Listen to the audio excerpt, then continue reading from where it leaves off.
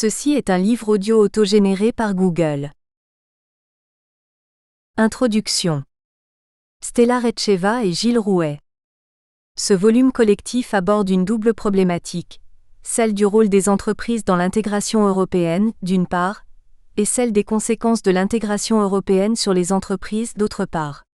Les entreprises, privées, publiques ou mixtes, sont assez rarement étudiées par rapport à l'intégration européenne ou alors surtout à un niveau macroéconomique ou sectoriel. Pourtant, l'intégration européenne implique une relative homogénéisation des systèmes de contrôle de gestion, une mise en place d'indicateurs et de normes partagées et une convergence des systèmes comptables. Ce livre est à l'image que nous nous faisons de l'Europe. Approche croisée, interdisciplinaire et internationale, la cohérence de l'ensemble émerge justement de la complémentarité des points de vue.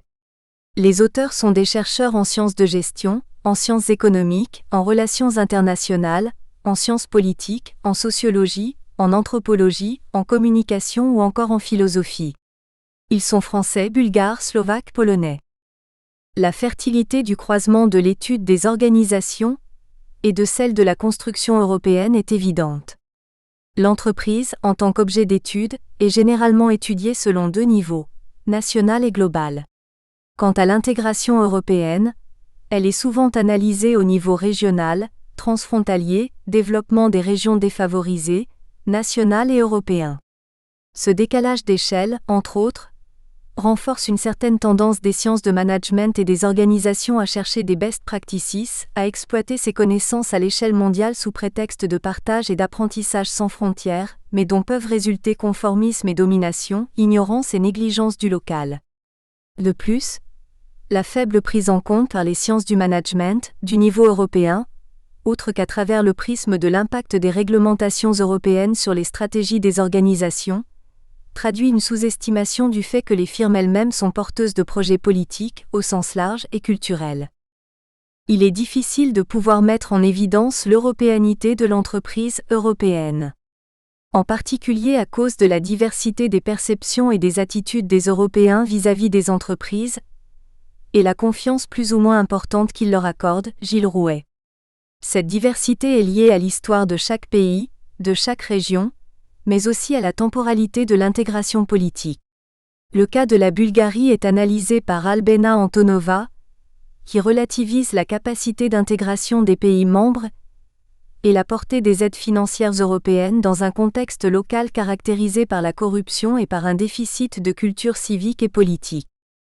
Des convergences existent pourtant, et il est possible de mettre en évidence un mouvement de co-construction des stratégies, des pratiques organisationnelles, des politiques et projets. Pierre Baudy analyse ainsi l'impact de la conception du service public des institutions européennes sur le secteur public français et les conséquences profondes économiques et socioculturelles. Ensuite, Alain Buzelet met en évidence l'influence de l'intégration européenne sur les secteurs bancaires et financiers. Les entreprises sont aussi acteurs de l'intégration européenne. Xavier Richet le montre bien avec son analyse de l'intégration et de la transition des pays d'Europe centrale et orientale, prenant en compte l'impact des investissements directs étrangers. Les transferts de compétences et le financement de projets locaux d'envergure ont facilité les transformations des pays de l'ancien bloc socialiste les plus attractifs pour les investisseurs, main-d'œuvre formée, réglementation favorable, flat tax, etc. En adoptant une perspective stratégique, Philippe Véry et Emmanuel Mettet affirment que l'engouement de certains hommes politiques pour le Made in France est réducteur. La chaîne de production européenne des constructeurs automobiles européens ne se fait pas au détriment des économies nationales, mais les soutient. De leur côté, Stéphane Magne et Thierry Combe étudient les perceptions des introductions consommateurs français concernant les labels européens. Leur étude montre que si les labels français inspirent la confiance, les labels européens auront une utilité uniquement en cas d'exigence de qualité et de contrôle plus étendue que les françaises. Pierre Bailly retrace l'évolution historique des modèles de relations sociales nationaux et les efforts, impacts et spécificités des relations sociales européennes sur le rapport entre employeurs et travailleurs. S'il atteste une influence positive de l'intégration européenne sur les pays d'Europe centrale et orientale, Son analyse l'amène à une conclusion plus mitigée quant à la capacité des acteurs européens à favoriser un dialogue social constructif et équilibré. Néanmoins, les échanges, implantations et confrontations ont des conséquences bénéfiques pour Jana Marasova et Anna Valiusova, qui montrent que le modèle européen de gestion des ressources humaines se caractérise par des valeurs humanistes, fondamentales pour le projet de construction européenne, ce qui contribue à l'évolution démocratique des pays d'Europe centrale et orientale et donc au projet européen. Pour autant, Malgorzata Patok, avec son étude des travailleurs polonais en France, montre que même si l'Union européenne impose un traitement non discriminatoire des employés des pays membres, les stéréotypes et les frontières symboliques persistent à des degrés variés. Les organisations patronales, syndicales ou interprofessionnelles sont également acteurs de l'intégration européenne, comme le démontre Safia Richou avec son analyse dans le secteur agroalimentaire, également étudiée, sous l'angle de la construction d'une image et d'une réputation, par Stella Retcheva et Safia Richou. Ainsi, les stratégies et politiques des institutions européennes sont mises en perspective par les pratiques locales, nationales, individuelles, organisationnelles. Le développement des pratiques de lobbying constitue également un lien entre la construction européenne et les entreprises ou organisations sectorielles ou patronales, en particulier. Mourad Atarsa interroge ces pratiques qui, à la condition d'un encadrement, peuvent contribuer à l'intégration européenne. Pour Serge Dufoulon, toutes les organisations sont acteurs de la vie politique, culturelle et sociale de l'Union européenne, mais un désenchantement des citoyens européens par rapport en particulier aux organisations et à l'UE, est dû au manque de créativité et d'ambition des projets politiques de ces institutions. Les citoyens s'organisent alors pour combler les tendances conformistes des élites politiques et économiques. Didier Toussaint propose une lecture psychanalytique et philosophique de la cohabitation difficile de différents modèles culturels au sein de l'UE, ce qui lui permet de mettre en évidence les multiples sentiments, plutôt négatifs, à l'égard de l'Europe et des rapports au travail qu'elle véhicule. En conclusion, François Soulages offre une lecture philosophique et stimulante des travaux de Kojève afin de repenser la construction européenne, ses tensions, ses entraves, ses dangers, ses solutions. Le courage et la créativité de l'anticonformisme, des efforts soutenus à tout niveau peuvent conduire à ce projet européen. Cet ouvrage propose ainsi des zooms sur plusieurs pays membres de l'UE, sur des régions, notamment les pays d'Europe centrale et orientale, des secteurs, bancaires, agroalimentaires, automobiles, publics, des fonctions managériales, marketing, GRH, des stratégies nationales, organisationnelles ou encore individuelles, avec pour ambition principale de susciter réflexion et analyse sur une problématique à la fois vaste et peu étudiée. Stella Retcheva est maître de conférences en sciences de gestion à l'Institut supérieur de management et membre du LAREQUOI, Université de Versailles-Saint-Quentin en Yvelines. Elle dirige également les relations internationales et la mention de master, management et administration des entreprises. Gilles Rouet est professeur des universités en sciences de gestion, Université de Versailles-Saint-Quentin en Yvelines, et en relations internationales, Université Matej Bell, Banská Bystrica, Slovaquie, cher Jean Monnet ad personam en études interdisciplinaires sur l'Union européenne, directeur de l'Institut supérieur de management et membre du laboratoire de recherche en management LAREQUOI. Les entreprises, acteurs d'intégration européenne. Gilles Rouet. Résumé. Les entreprises, au sein de l'Union européenne, peuvent avoir une ou plusieurs nationalités, adopter une démarche citoyenne, participer à l'intégration européenne. Et bien évidemment, pas seulement d'un point de vue économique.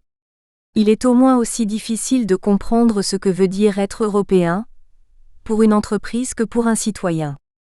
La référence aux nations peut constituer un premier pas dans la réflexion sur le rôle des entreprises dans l'intégration européenne, mais il ne s'agit que d'un élément parmi d'autres.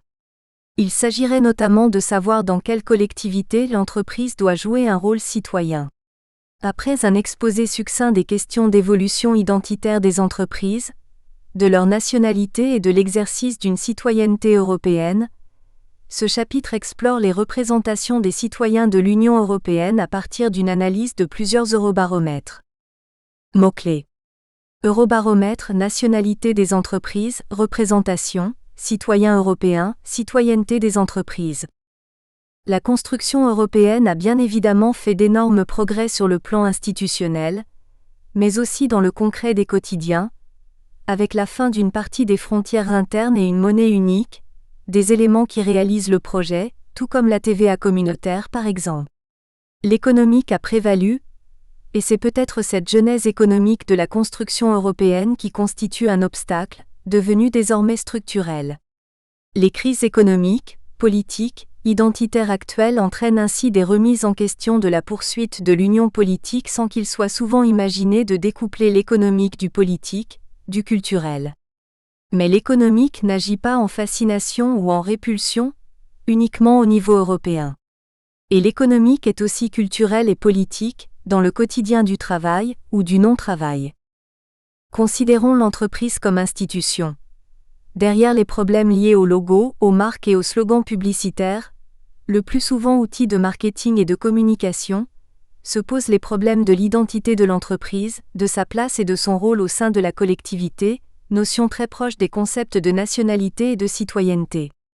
La notion de culture d'entreprise qui permet de prendre en compte l'ensemble des déterminants historiques, culturels, sociologiques et technologiques, mais aussi les habitudes, routines, rites et autres totems et tabous, répond en partie à cette quête d'identité. Elle présente le double avantage pour le management de permettre l'identification des employés à leur entreprise et donc d'augmenter leur implication et leur motivation, et à travers le référentiel culturel commun utilisé par les agents dans leurs attitudes, langage et comportements, elle simplifie les processus de prise de décision.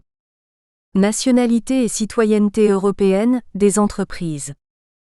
Par transposition des débats relatifs aux citoyens, sur la nationalité et la citoyenneté, et en particulier pour mesurer à quel point et comment se réalise l'intégration européenne, conséquence de la construction européenne, il est tentant de s'interroger également sur la nationalité et la citoyenneté des entreprises. Il s'agit bien évidemment d'une question d'identité. Alors que l'Union européenne est en quête d'identité, les citoyens qui habitent son espace et les organisations qui l'animent se réfèrent à une Europe, développent des sentiments d'appartenance particuliers, dans le cadre d'un puzzle identitaire dynamique et polymorphe. Ainsi, les entreprises au sein de l'Union européenne peuvent avoir une ou plusieurs nationalités, développer une citoyenneté, participer à l'intégration européenne. Et pas seulement d'un point de vue économique. La réflexion sur la nationalité des entreprises est ancienne et liée, en particulier, à des options politiques et idéologiques d'États-nations contrôlant les entreprises. Dans une logique d'économie sociale de marché et de mondialisation financière, alors que le capitalisme a changé, cette question ne peut plus se poser de la même manière et une des entrées de la question du rôle des entreprises dans l'intégration européenne peut être de se demander si des entreprises ne sont pas devenues européennes en étant justement multinationales. Cependant, la difficulté est peut-être plus de comprendre ce que veut dire être européen, pour une entreprise comme pour un citoyen européen qui dispose de droits nouveaux, d'une citoyenneté nouvelle, mais reste lié à une nationalité d'un État membre. Il est possible de définir une nationalité européenne, à partir de cette citoyenneté européenne, dans le cadre d'une équation qui semble inversée, et il en est de même pour les organisations, personnes morales, dont les entreprises. Ces entreprises ont également des identités, organisations humaines, elles sont des lieux de culture, des structures sociales. La référence aux nations, au sens commun en Europe centrale et orientale plutôt qu'en France, est peut-être pertinente et peut constituer un premier pas dans la réflexion sur le rôle des entreprises dans l'intégration européenne. Mais la nationalité de l'entreprise et de ses dirigeants n'est qu'un des éléments de cette culture, qui semble d'autant moins important que l'entreprise est multi- ou transnationale, mais qui sous-tend souvent les décisions prises et le mode de management, dit Ribarn 1989. La nationalité des entreprises n'est donc pas une notion neutre en termes de management. Sa détermination devient essentielle dans le management moderne, elle ne peut se résumer à des arguties juridiques, mais doit faire appel à l'ensemble des champs disciplinaires concernés par cette publication, comme pour la question de la citoyenneté de l'entreprise. Plus pragmatiquement, Dans quelle collectivité l'entreprise doit-elle jouer son rôle citoyen? Là où elle est implantée, là où elle vend, là où elle a son siège social ou bien là où sont ses actionnaires? Ce choix est-il pertinent? Et qu'en pensent les citoyens eux-mêmes, acteurs ou non des entreprises? Citoyens et entreprises citoyennes en Europe. Le citoyen est un prescripteur important du consommateur. La citoyenneté de l'entreprise est donc un problème stratégique qu'elle ne peut plus minimiser. Il semble donc important de proposer de relier la problématique de l'intégration européenne à cette question des nationalités en Europe, non seulement en intégrant les logiques culturelles et la dimension de l'entreprise, mais aussi en tentant de relier ces champs, car les nouvelles citoyennetés s'articulent aussi bien avec le culturel qu'avec l'économique, le social ou le politique, à partir des quotidiens des individus citoyens, en entreprise comme au restaurant ou devant un écran d'ordinateur. Cependant, si la question de la nationalité d'une entreprise a encore un sens, il faut en délimiter son contour. D'un strict point de vue juridique, l'intérêt de savoir qu'une entreprise X est française, voire européenne, alors que les actionnaires qui la contrôlent sont extra-européens et qu'elle a établi son siège aux Pays-Bas par exemple, est relativement limité. La nationalité juridique d'une personne morale est induite en effet par la localisation de son siège, choix qui dépend souvent d'une stratégie fiscale, mais une entreprise peut aussi être considérée comme française par exemple si l'actionnariat, les dirigeants, la localisation ou encore les origines sont français. Une nationalité peut aussi être moralement accordée par rapport au modèle d'entreprise, social ou managérial. Alors, il pourrait en être de même au niveau européen. Certaines entreprises ont, depuis de nombreuses décennies, dépassé la logique nationale. Petites ou grandes multinationales ont peu à voir avec les États dont elles ont la nationalité officielle. Les exemples d'Amazon, de Google ou encore de Facebook sont édifiants sur ce point, même s'il s'agit bien pour le monde entier d'entreprises reconnues comme américaines. Des entreprises ont non seulement dépassé le cadre national, avec une mise en œuvre de stratégies globales d'implantation pour la production comme pour la consommation, mais ont aussi changé de paradigme. Leur nationalité n'a plus le même sens. Pourtant, même si les liens se sont relâchés, les États disposent toujours d'armes fiscales pour inciter les entreprises à appliquer leurs politiques économiques sur le plan national, mais aussi au niveau de l'Union européenne. Et les liens ne sont pas uniquement économiques. Les entreprises cultivent une image souvent liée à un État ou à une nation, et contribuent de facto à la puissance et au rayonnement mondial de leur pays d'origine. Il suffit pour s'en convaincre de remarquer l'évolution des doctrines de politiques étrangères françaises, avec l'apparition d'une diplomatie économique, à côté d'une diplomatie culturelle qui n'a plus vraiment les moyens de ses ambitions. La question de savoir qui est au service de qui a peu d'intérêt. Les entreprises instrumentalisent autant la diplomatie que l'inverse. Une diplomatie économique de l'Union européenne pourrait être autre chose qu'une simple addition des diplomaties économiques des pays membres. Une entreprise est dite citoyenne quand elle prend en compte les dimensions sociales et environnementales dans ses activités comme dans ses relations avec ses partenaires et, en définitive, quand elle conjugue finalités économiques et sociales. Bien évidemment, adopter une démarche d'entreprise citoyenne peut générer une image positive et donc profiter en termes de gains à l'entreprise. Côme et Rouet, 1997. Il y aurait donc des stratégies de gestion citoyenne, comme des modes de management à l'éthique. Cela n'empêche évidemment pas la reconnaissance de la responsabilité sociale et sociétale des entreprises, insérées dans un contexte donné. Les entreprises participent à leur manière au multiculturalisme et à l'intégration culturelle, et la nationalité supposée de leurs produits constitue un élément déterminant de l'achat pour les consommateurs. La question de la citoyenneté, mode de gestion comme réalité sociale, s'impose désormais. Les entreprises agissent et interagissent pour l'intégration européenne à partir d'un contexte d'opportunité, mais aussi en fonction de leur positionnement stratégique.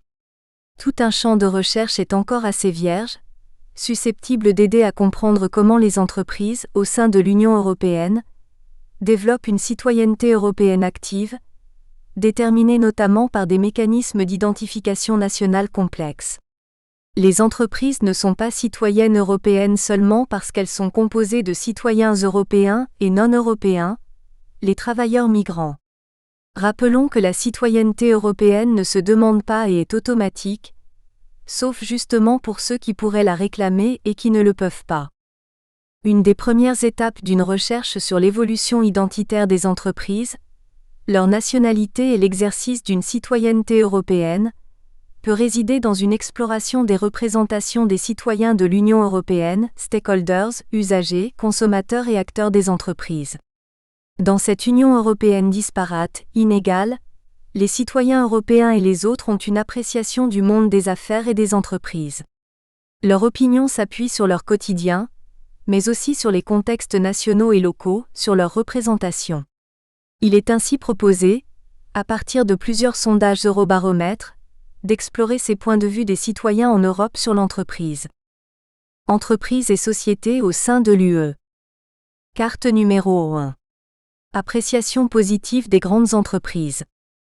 Les Eurobaromètres traitent peu, directement, des entreprises, alors que les thématiques économiques sont assez fréquentes.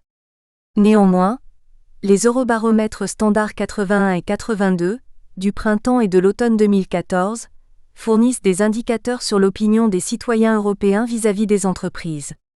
Ces eurobaromètres ont les défauts et les qualités de tout ce dispositif qui s'appuie en particulier sur des sondages réalisés sur une base nationale, ce qui ne permet aucune appréciation des disparités internes à chaque pays, mais qui constitue un outil précieux de mise en perspective des opinions publiques dans l'espace et le temps. La carte numéro 1 ne fait pas apparaître de zone géographique cohérente vis-à-vis de la crise financière et économique, de la baisse des budgets publics, ou encore du contexte institutionnel et historique des pays. Plus de la moitié des sondés ont une appréciation positive, 44% ou très positive, 9%, des grandes entreprises que le sondage ne définit pas. Il faudrait approfondir la recherche pour tenter de comprendre pourquoi ce taux est à 20% en Slovaquie, par ailleurs premier constructeur au monde d'automobiles par habitant, à 24% en Grande-Bretagne ou à 48% en Allemagne. Des résultats qui contrastent avec ceux des pays baltes, de l'Autriche ou du Portugal. Une cohérence spatiale est cependant visible dans la carte numéro 2, relative à l'appréciation des PME. Les bas scores italiens 37%, hongrois 40% ou polonais 42% sont certainement à mettre en rapport avec les situations économiques dans ces pays. Dans tous les autres pays, plus de la moitié des sondés expriment un avis positif vis-à-vis des PME, le score sur toute l'UE étant de 70%, dans la zone la plus sombre, plus de 80% et même 95% en Finlande et 96% en Suède. Il apparaît donc clairement que la représentation de l'entreprise est très différente quand sont évoquées les grandes entreprises et les PME, ce qui n'est pas une surprise.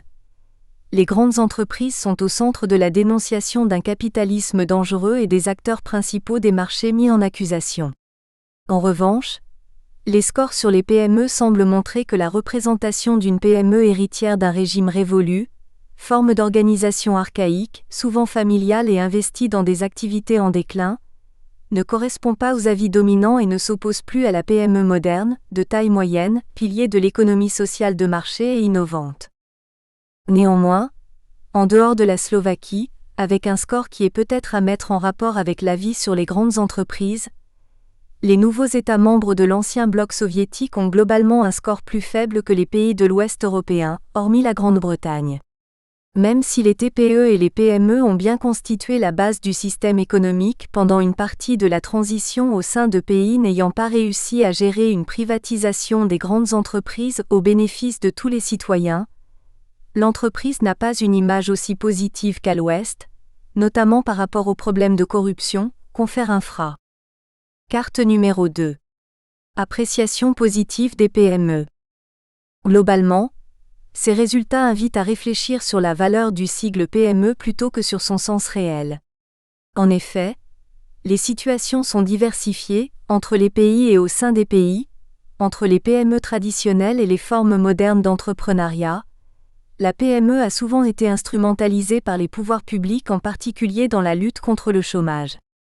La PME est aussi idéalisée, entreprise de proximité, compréhensible par sa taille, sa culture comme par sa localisation, alors même que l'internationalisation des PME est désormais une réalité. Casaba 2014. Il n'est pas utile de tenter de relier les opinions des Européens sur les PME avec la réalité de la place des PME dans l'économie, d'ailleurs très difficile à évaluer avec précision. Pour autant, au sens large en intégrant, comme le suggère l'Eurobaromètre, les entreprises de moins de 10 salariés, les PME moins de 250 salariés, représentent plus de 98% du nombre total des entreprises au sein de l'UE, Ecoris 2012, et donc en intégrant les sous-traitants et les franchisés entre la moitié et les 2/3 de l'emploi privé salarié.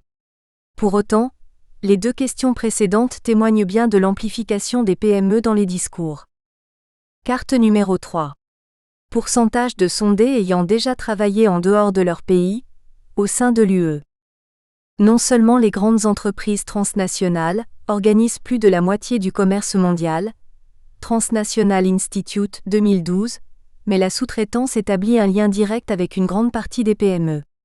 Malgré ces évidences, les représentations des citoyens européens sont bien différenciées et démontrent bien que proximité et local sont privilégiées en opposition avec la mondialisation économique des marchés. Les résultats de deux autres questions permettront de tenter une typologie indicative des pays. Une question de l'Eurobaromètre numéro 82. Pensez-vous que le droit pour les citoyens de l'UE de travailler dans tous les États membres de l'UE est une bonne chose ? Et une autre de l'Eurobaromètre numéro 81.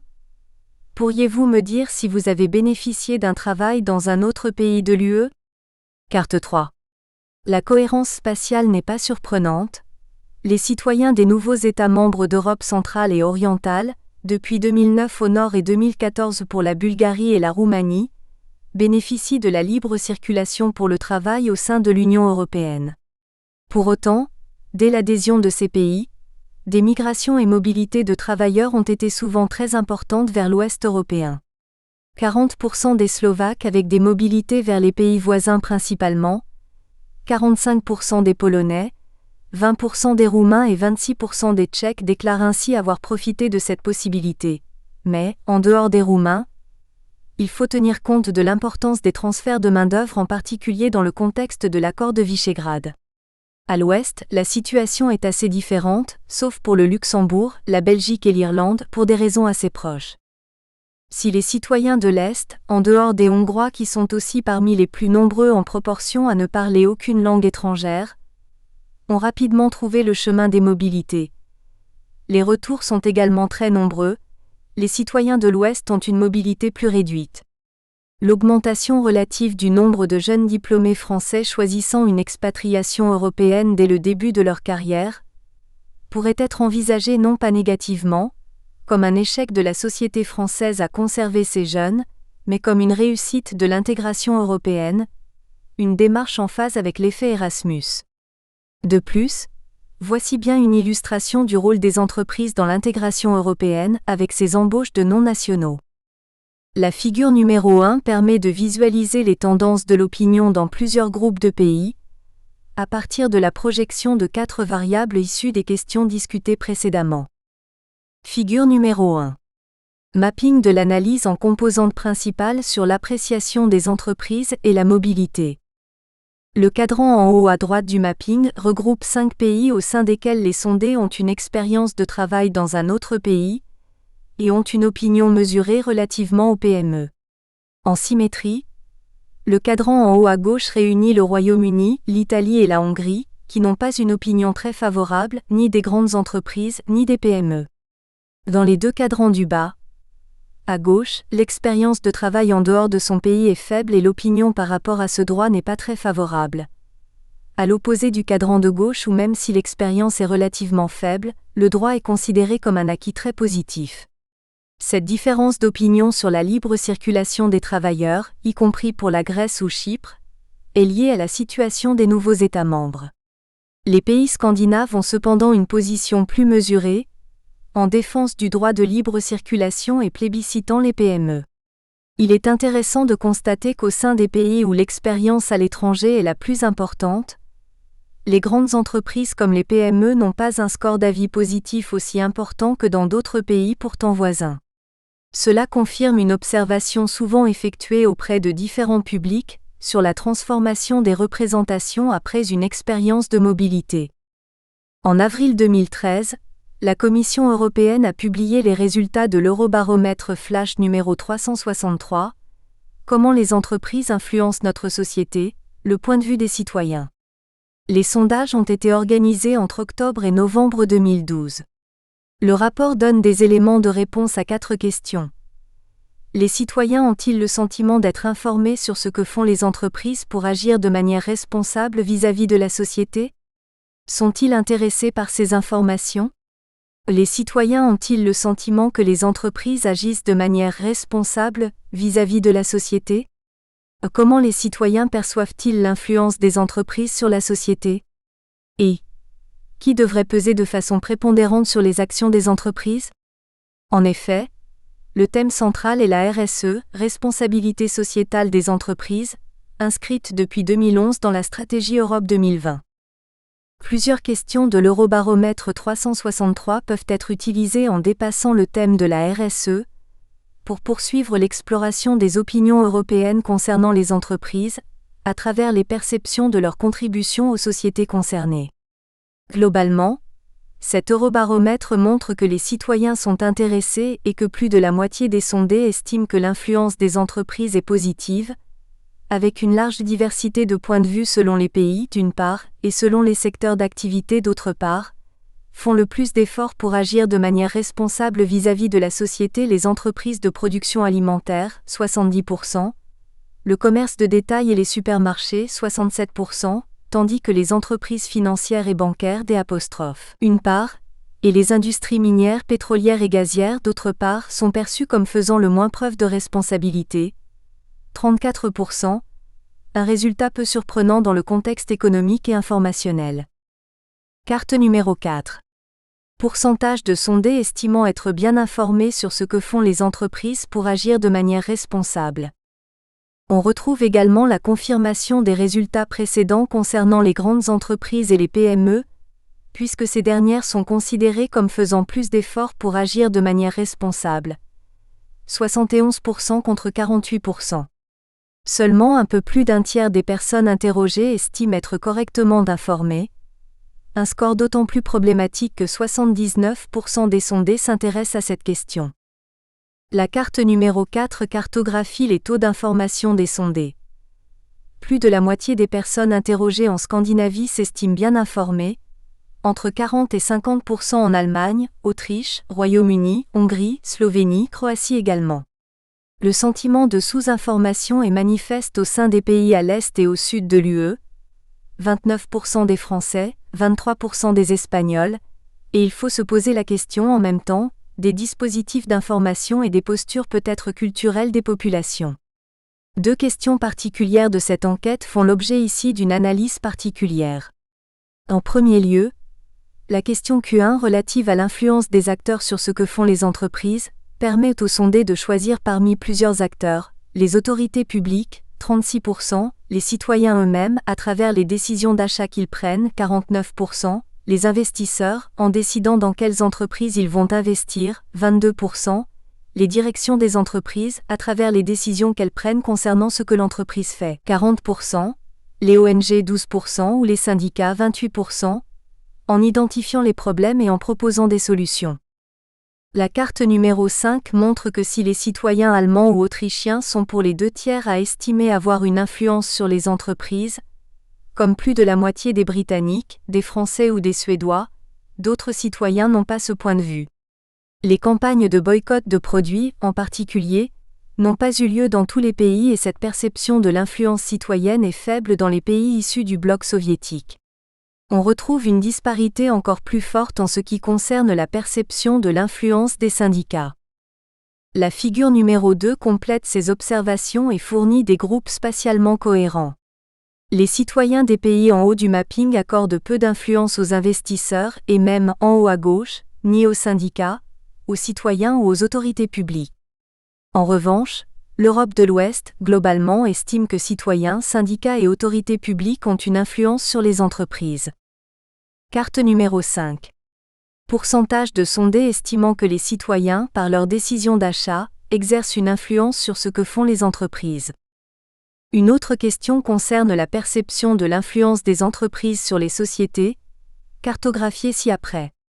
Globalement, 52% des sondés considèrent cette influence positive, mais une différenciation semble manifeste entre une Europe du nord-sud-ouest et du sud-sud-est. Dans la première région, plus de la moitié des sondés considèrent que les entreprises ont une influence positive sur la société. Ils ne sont que 37% à avoir cette opinion en Grèce, 36% en Slovénie et en Italie. Cependant, les scores de 49% pour la Bulgarie et la Roumanie sont à comparer aux 50% pour la France ou la Slovaquie, bien loin des 83% de la Finlande. Les scores peuvent être proches, mais les explications restent différentes entre des citoyens qui comptent sur un État régulateur et organisateur, et d'autres qui ne reconnaissent la validité et la légitimité d'aucune de leurs institutions, et à peine celle des entreprises. Figure numéro 2. Mapping de l'analyse en composantes principales sur l'appréciation des influences sur les entreprises. Pour 40% des personnes interrogées, les entreprises accordent plus d'attention à leur influence désormais qu'il y a 10 ans. Une donnée relativement inquiétante et dont la dispersion est faible même si, entre les Hongrois qui sont 23% à estimer qu'un progrès existe, et les Suédois qui sont 58% dans ce cas, l'écart est important. Les résultats à cette question peuvent laisser supposer que les citoyens, majoritairement, perçoivent leur environnement entrepreneurial de manière assez statique et donc que les discours et informations sur la RSE, en particulier, sont assez peu connectés à des conséquences concrètes. Il est possible d'aller plus loin et tenter de mieux cerner cette question en spécifiant en quoi les entreprises influencent la société, ce que 2 questions permettent de faire, à partir d'énoncés d'effets positifs et négatifs supposés des entreprises et dont les résultats sont résumés dans le tableau numéro 1. Carte numéro 6. Pourcentage de sondés estimant que l'influence globale des entreprises sur la société est positive. La création d'emplois, et son opposé la réduction d'emplois, sont en première position des effets positifs et en troisième des effets négatifs. En effet, l'effet négatif le plus relevé par les sondés est la corruption. La carte numéro 7 montre la répartition des taux par pays. 68% des Slovènes, 64% des Croates et 63% des Slovaques choisissent ce thème, plus que les 52% parmi les sondés bulgares ou les 51% parmi les Roumains. Les Français sont 20% à considérer que la corruption est un effet négatif des entreprises, un des taux les plus bas avec les 14% de Danois ou les 18% de Finlandais.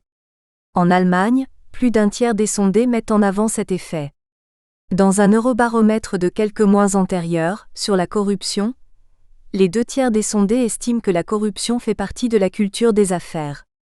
La carte numéro 8 montre une nette différenciation d'opinion entre l'Europe du Nord et celle du Sud, ce qui confirme les observations précédentes, même si le monde des affaires n'est pas nécessairement celui des entreprises, les PME étant d'ailleurs souvent considérées plutôt comme des victimes de la corruption.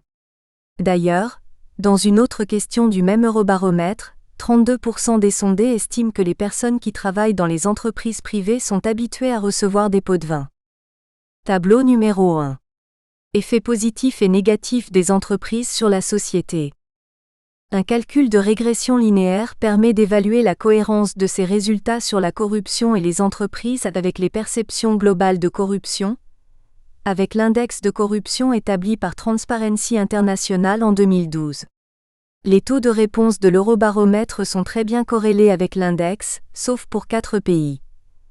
La France et Chypre où le niveau de corruption imputable aux entreprises est moins important que celui de corruption globale, et à l'inverse, le Portugal et la Slovénie où le niveau perçu de corruption globale est plus faible et donc où les entreprises sont particulièrement jugées coupables.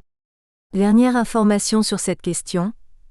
Dans une question de l'Eurobaromètre numéro 374, 20% des sondés estiment que les entreprises sont responsables de la lutte et de la prévention contre la corruption, en général les pays de l'ouest-nord-est de l'Union européenne. Carte numéro 7. Pourcentage de sondés estimant que la corruption est un effet négatif des entreprises pour la société. Carte numéro 8. La corruption fait partie de la culture des affaires. La figure numéro 3 met en perspective les différents pays par rapport aux effets positifs et négatifs perçus des entreprises sur la société. La projection permet de mettre en évidence différentes tendances d'appréciation des effets des entreprises, avec une spatialisation relative. On trouve ainsi des opinions assez proches entre les Français, les Belges, les Hollandais et les Luxembourgeois. Surtout, les entreprises paient les impôts, créent des emplois et sont aussi responsables des destructions d'emplois, participent à la croissance et incitent à une surconsommation. Les Danois, Finlandais et Suédois sont, de plus, sensibles à la mauvaise qualité des biens et des services et à la pollution environnementale provoquée par les entreprises. Pour les Allemands, Autrichiens et Portugais, les entreprises ont un rôle important pour la formation et l'innovation, mais influencent de manière excessive les autorités publiques. Figure numéro 3. Mapping de l'analyse en composantes principales sur les effets positifs et négatifs des entreprises sur la société. On retrouve la préoccupation de la corruption et des conditions de travail, principaux effets pour les Bulgares, les Roumains, mais aussi les Turcs, les Grecs et les Chypriotes qui ne constatent pas d'influence des entreprises sur les autorités publiques et qui ne perçoivent pas les entreprises comme soutien pour les populations. Ces deux derniers points les différencient d'ailleurs des Slovènes, Slovaques, Hongrois, Croates, Espagnols, Tchèques, Lituaniens et Polonais. Après ce rapide état des lieux des perceptions des entreprises par les citoyens au sein de l'Union européenne, il conviendrait d'aller plus loin en mobilisant des analyses plus ciblées, pays par pays, afin de trouver des éléments explicatifs à certaines disparités qui ne sont pas toujours déterminées par des contextes historiques et ou culturels. L'intégration européenne produit un lissage des opinions et peut-être aussi une certaine normalisation des représentations des entreprises. Il ne s'agit pas de l'émergence d'un modèle, mais bien d'une tendance à l'européanisation non pas des structures elles-mêmes, mais des perceptions. Les divergences sont encore profondes, comme il a été constaté, par exemple sur les effets des entreprises ou sur leur rôle dans la corruption. Les entreprises ont à prendre en compte ces disparités de jugement, à apprécier les nationalités comme le plurilinguisme. Une condition essentielle d'émergence d'une européanité entrepreneuriale, qui reste à définir-découvrir. Référence. Casaba, G. 2014, L'internationalisation des petites entreprises, une nouvelle représentation, la facilitation d'internationalisation, Business Administration, Conservatoire national des arts et métiers, NAM. Commission européenne, 2012, Eurobaromètre spécial numéro 374, enquête 7. 2011. Rapport février 2012 sur ec.europa.eu/opinion/archive/eps/eps-374-en.pdf 29/12/2014. Commission européenne, 2013, Eurobaromètre Flash 363, enquête, octobre-novembre 2012. Rapport avril 2013 sur ec.europa.eu/public-flash-fl-fr.pdf 29/12/2014. Commission européenne, 2014a, Eurobaromètre Standard 81, printemps, sur ec.europa.eu/public-eb-archive/eb-eb81/eb-first-first-fr.pdf. Commission européenne, 2014b, Eurobaromètre Standard numéro 82, automne, ec.europa.eu/public-archive/eb-archive/eb-82/eb-82-fr.htm. Comte et Sperluette-Rouet G. 1997, Les stratégies juridiques des entreprises Paris Vuibert. Diribarne P. 1989, Logique de l'honneur.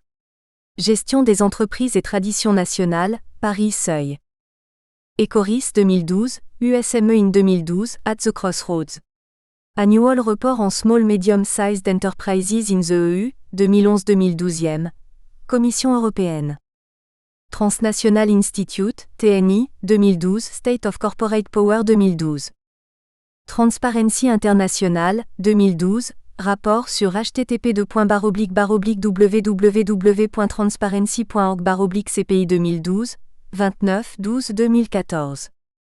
Gilles Rouet est professeur des universités en sciences de gestion, Université de Versailles Saint-Quentin-en-Yvelines, et en relations internationales, Université Matej Bell, Banská Bystrica, Slovaquie. Cher Jean Monnet ad personam en études interdisciplinaires sur l'Union européenne, directeur de l'Institut supérieur de management et membre du laboratoire de recherche en management LAREQUOI. L'intégration européenne des entreprises bulgares, mécanisme d'intégration, évolution et problèmes. Albena Antonova. Résumé.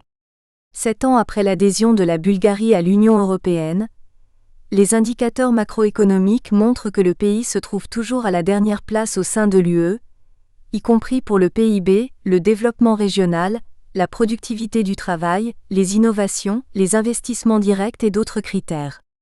Malgré les crises globales, crise financière et économique de 2008 à 2010, les entreprises bulgares n'ont pas réussi à surmonter les difficultés ni à devenir des acteurs européens régionaux ou même locaux.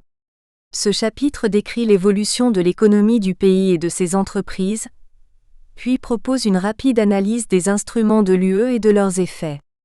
La dernière partie est centrée sur la structure des plus grandes entreprises du pays et sur leur intégration au sein de l'UE et sur 2 événements emblématiques, survenus fin 2014. La défaillance de la 4e banque du pays et la tentative de liquidation de 2 entreprises françaises par la Cour bulgare, 2 cas qui illustrent les processus internes au sein du pays le plus pauvre de l'UE. Mots-clés. Bulgarie, défaillance d'entreprise, instruments financiers de l'UE, intégration des entreprises à l'UE. L'intégration économique, les flux commerciaux et le développement des entreprises sont des facteurs majeurs pour le futur de l'Union européenne et son évolution vers une puissance mondiale, et un espace de libre-échange et de libre mouvement des produits et des services, des capitaux et des peuples. Durant les dernières années, l'Union européenne à 28 pays est devenue la première puissance économique sur la scène internationale, en contribuant pour 23% au PIB mondial 2013 et en représentant 31% des richesses du monde pour 8% de la population mondiale. En 2012, l'Union européenne est devenue le premier exportateur et investisseur au monde, et aussi le premier partenaire commercial de plus de 100 pays dans le monde. Cependant, la distribution de l'activité économique est très diverse et disproportionnée entre les pays du nord-ouest et du sud-est de l'Europe et de plus en plus, la position économique de l'Union européenne va dépendre du développement intégral des pays membres. Les objectifs politiques de l'UE indiquent clairement que la source du progrès et de la croissance économique va être désormais la spécialisation dans les biens de plus grande valeur, dans la recherche et l'innovation et que l'Union va progressivement abandonner la production de produits à forte intensité de main-d'œuvre et de faible valeur. Cela se constate aussi politiquement avec les 3 priorités du programme Horizon 2020, l'excellence scientifique, le leadership industriel et les défis sociétaux. L'UE a mis en place dans les objectifs de 2020 des indicateurs de développement durable en matière de croissance, d'emploi et de protection de l'environnement, tout en souhaitant augmenter la compétitivité de l'Europe au niveau mondial. Cette politique porte sur les investissements dans la recherche et l'innovation, la croissance verte ou encore l'éducation et l'emploi, pour créer une nouvelle forme de gouvernance économique. En 2011, la Bulgarie est à la 22e place parmi les pays membres en fonction des PIB, et à la dernière place selon le PIB par habitant, 7 158 $ américains. La région de Plévin est la plus pauvre de l'Union avec un PIB par habitant correspondant à 27% de la moyenne pour l'Europe. La situation est identique pour de nombreux autres critères économiques, d'innovation et relatifs au développement durable. Malgré les nombreux documents stratégiques et déclarations politiques sur le développement du pays, on voit bien que les processus économiques et la culture d'affaires en pratique sont peu liés à l'appartenance de la Bulgarie à l'Union européenne. Les données statistiques et démographiques montrent que la population vieillit rapidement et que l'émigration parmi les jeunes est considérable. L'objectif de ce chapitre est d'identifier les défis réels des entreprises en Bulgarie et leur voie d'intégration sur le marché européen. De cette façon, il est possible de mettre en évidence des processus possibles pour le redressement de l'économie bulgare et pour son développement futur. La première partie identifie les principales étapes et les événements les plus importants relatifs à l'évolution de l'économie du pays. Il s'agit ensuite d'analyser l'influence des programmes de l'UE pour l'intégration de l'économie bulgare. La troisième partie propose une analyse de l'évolution des plus grandes entreprises sur le marché bulgare, tout en discutant leur profil sur le marché international. Sont ainsi présentés les principaux défis pour le commerce externe du pays. La dernière partie est consacrée à 2 études de cas de la fin de l'année 2014. La défaillance de la 4e banque du pays et l'ouverture d'une procédure de défaillance de 2 entreprises françaises par la Cour bulgare. Les mécanismes décrits dans les 2 études de cas vont illustrer les effets cumulatifs sur l'économie bulgare ainsi que les perspectives européennes. Il existe de nombreuses limites à l'étude de la situation de l'intégration de l'économie bulgare au sein de l'UE. Les relations politiques et économiques sont complexes, avec des pressions sur les médias et l'influence d'intérêts multiples d'acteurs différents. L'information disponible sur l'économie bulgare est souvent unilatérale et contradictoire. Les motifs et les conséquences réelles des processus politiques et économiques sont cachés au public. Les médias, les institutions et les hommes politiques bulgares ainsi que des institutions privées de recherche proposent souvent des interprétations des événements et des données économiques, dans le but d'influencer l'opinion publique. En reconnaissant ces défis multiples, notre analyse va essayer d'identifier l'évolution des processus qui marquent plus généralement le développement de l'économie du pays et sa perspective d'intégration de l'UE. Le développement politique et économique en Bulgarie, environnement propice à l'émergence d'entreprises. Pour mieux comprendre les relations économiques entre la Bulgarie et les autres États de l'Union européenne, et l'intégration des entreprises bulgares aux marchés extérieurs, il est nécessaire de présenter brièvement l'évolution politique et économique du pays. Cette analyse n'a pour but que d'identifier les facteurs les plus importants pour l'émergence et le développement des entreprises bulgares, sans être exhaustive sur les faits historiques ou les événements politiques, qui peuvent avoir une interprétation plus complexe. Notre analyse veut présenter les facteurs principaux qui ont joué un rôle considérable sur les modèles du développement économique, des entreprises et du pays. La Bulgarie entre 1878 et 1945. La constitution de l'État moderne en Bulgarie date du traité de Berlin de 1878, lors de l'indépendance de l'Empire ottoman. La libération du pays n'a été qu'un élément de l'équilibre global du pouvoir et des négociations, après la guerre, entre la Russie et l'Empire ottoman. Durant cette période se constitue une culture nationale et une politique autonome, et la modernisation est alors souvent considérée comme un rapprochement des modèles européens et occidentaux, opposés à l'héritage oriental et ottoman, Todorov, 2008. Dès les premières années de la libération, la Bulgarie a été impliquée dans plusieurs conflits externes et internes, y compris des guerres, Première Guerre mondiale, guerre avec les pays voisins, des coups d'État et des révoltes. Les cataclysmes politiques et les guerres ont provoqué des changements considérables du territoire du pays à plusieurs reprises. C'est dans ce contexte que se sont constituées les premières entreprises et coopératives bulgares. L'orientation politique du pays a eu un rôle primordial sur l'économie. La croissance et la stabilisation entre les 2 guerres, 1920 à 1945, s'explique par l'ouverture du pays vers le marché de l'Allemagne, pays d'origine de la monarchie bulgare, Madeleine 2003. Mais la Bulgarie avant 1945 était surtout un pays agricole, avec peu d'industrie. Ainsi, l'héritage industriel et les traditions économiques de cette époque n'ont pas eu d'influence importante dans le cadre du développement du pays.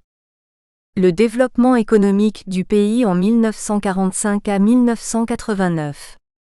Après la Deuxième Guerre mondiale et la conférence de Yalta en 1945, le pays a été soumis à un régime socialiste durant plus de 45 ans. La Bulgarie a été industrialisée après la Deuxième Guerre mondiale, avec le profil économique d'un pays fortement centralisé et membre du KM, Conseil d'assistance économique mutuelle. L'industrie bulgare se constitue alors dans le cadre d'une forte dépendance avec l'URSS. Durant la période 1947 à 1965, l'URSS octroie plus de 1,5 milliard de roubles convertibles, ce qui représente plus de 25% des investissements, Fakirov, 1974, ainsi qu'un soutien technique et matériel, Kaz, 1990. Les étapes de l'industrialisation suivent alors des plans quinquennaux et le pays devient un pays industrialisé avec une distribution de la production en 1988 de 12,5% dans l'agriculture, 60% dans l'industrie, 9,3% dans la construction et 18,2% dans les services. L'emploi de la population illustre également ces tendances. Tableau 1. Tableau numéro 1. Évolution de l'emploi de la population, Bulgare. Dans la logique du KM, ce sont les décisions politiques qui prédominaient la spécialisation de l'économie et le développement industriel. L'industrie bulgare tout entière souffrait de plusieurs faiblesses du modèle de centralisation, comme les subventions dans des entreprises non efficaces, la négligence de l'agriculture, un mauvais approvisionnement et une pénurie de produits alimentaires ou non alimentaires. Le pays dépendait énormément des importations d'énergie, de pétrole et de matières premières. L'URSS constituait alors le principal marché d'exportation de la Bulgarie, 62,8% de l'exportation et 53% de l'importation en 1988, CAS 1990. Le développement économique du pays pendant la période communiste, 1945 à 1989, n'a pas été uniforme et a connu des crises économiques, avant la crise durant la deuxième partie des années 1980.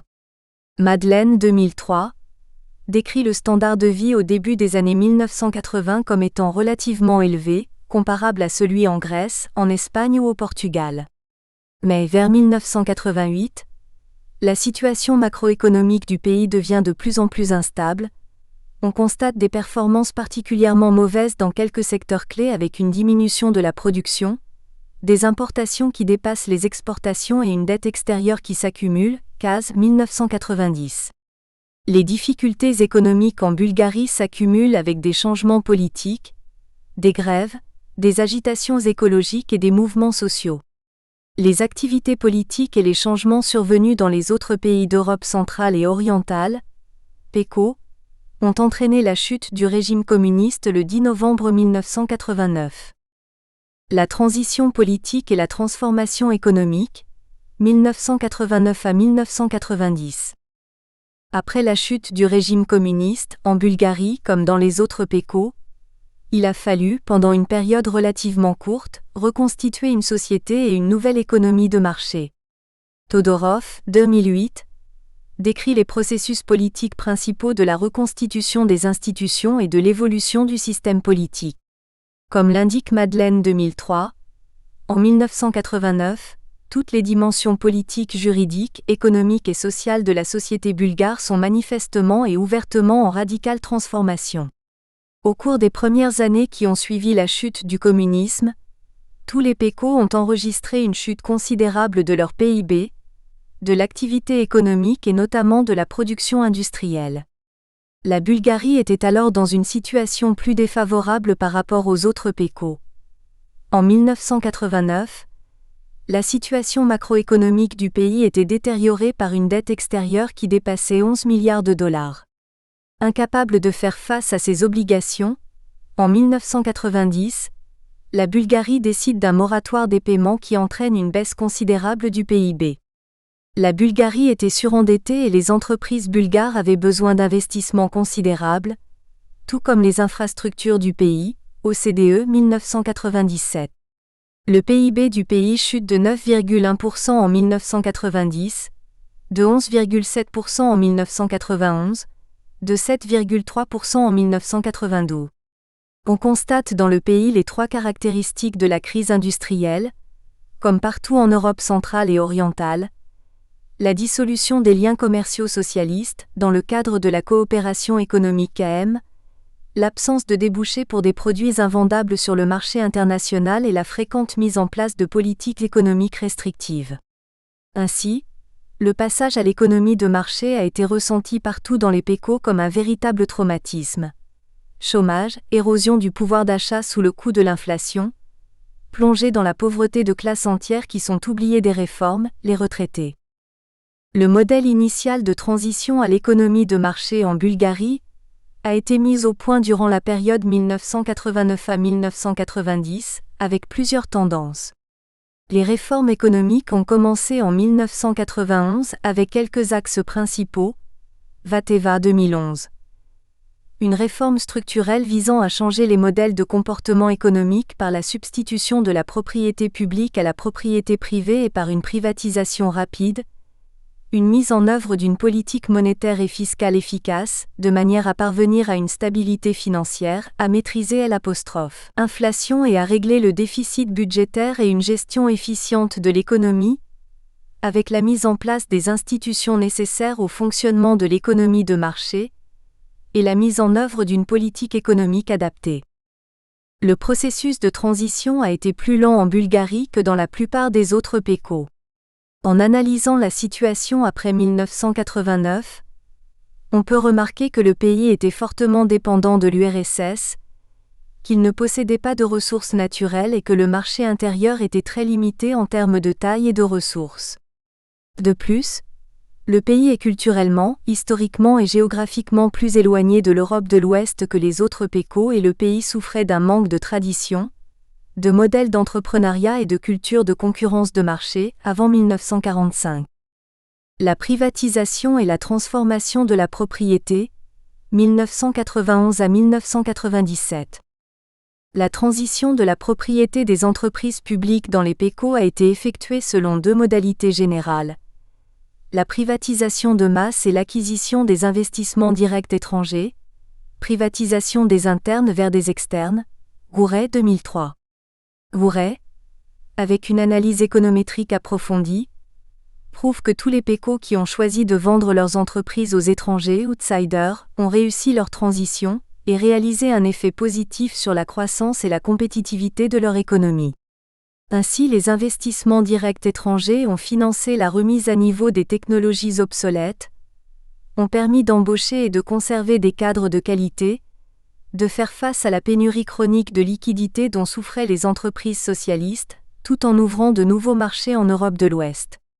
En revanche, Gouret 2003 et La Baronne 2001 prouvent que la privatisation de masse a eu un effet négatif partout, menant à une détérioration des entreprises qui peut s'analyser avec la théorie de l'agence, avec des conséquences négatives comme la transformation et l'accumulation de la propriété économique dans les mains d'anciens fonctionnaires, cadres du Parti communiste et d'anciens chefs d'entreprise.